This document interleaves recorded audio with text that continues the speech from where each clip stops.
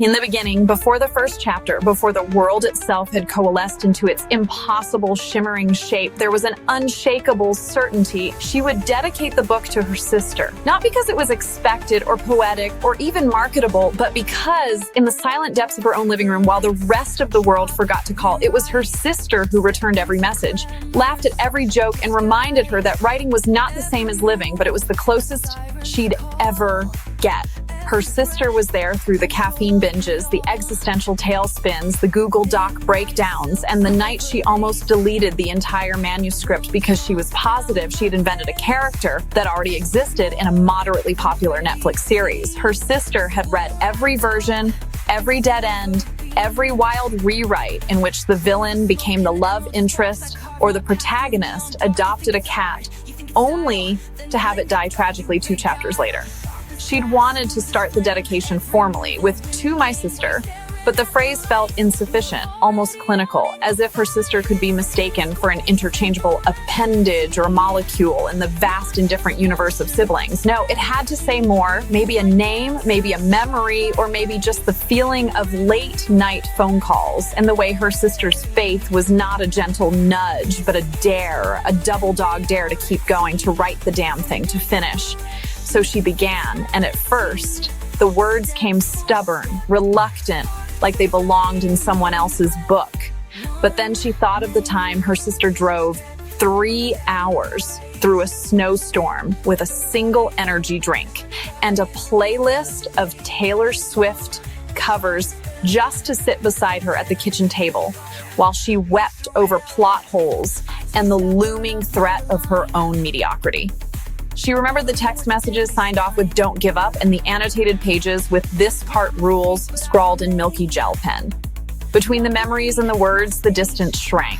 The dedication became a confession, a love letter, a stretch of warmth in a cold place. And when she was done, the dedication read not as a mere obligation, but as an invocation, a literal footnote of gratitude.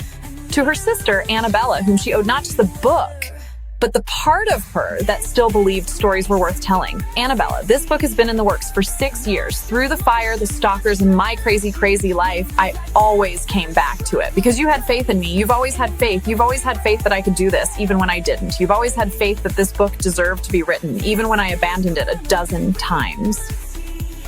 You've always had faith that the ending was out there waiting to be found, even when I thought I'd never find it. Thank you for saving my creative soul. I love you. To the haters, the ones who made it their life's work to sabotage her own, the people whose sole hobby seemed to be monitoring her social media for any hint of happiness so they could pounce and remind her in all caps that she was unworthy of it. To the former friends who trashed her in group chats and the family members who called her ambition a phase, and especially to the stalkers. Yes, the literal stalkers, the ones who combed the internet for every public record, every tagged photo, every moment she dared to exist outside her apartment and turned it into a weapon. She owed something too. She had to admit that. After all, they had spent years trying to break her will, or at the very least, convince her that her voice wasn't worth the bandwidth it took up, that her life was a string of wasted hours, and that the mere act of hoping was cringe or worse, pathetic. To the anonymous emails and the handwritten letters that promised nobody would ever read her story. To the late night phone calls that hung up after a single breath. To the people who invented new usernames every week just to 1-star her work in progress on obscure forums, to the ones who threatened to leak every rough draft unless she gave up, and to the ones who told her flat out that nobody would ever publish a book by her, she wanted to say, thank you for the education.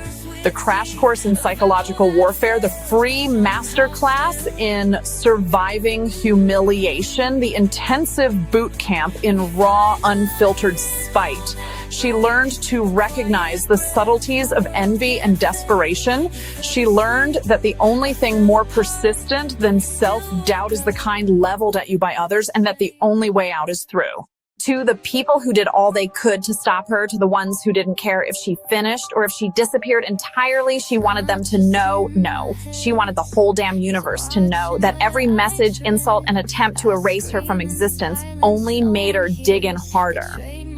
Every time she was told to just quit, she wrote a sentence she otherwise wouldn't have. Every threat became a plot twist.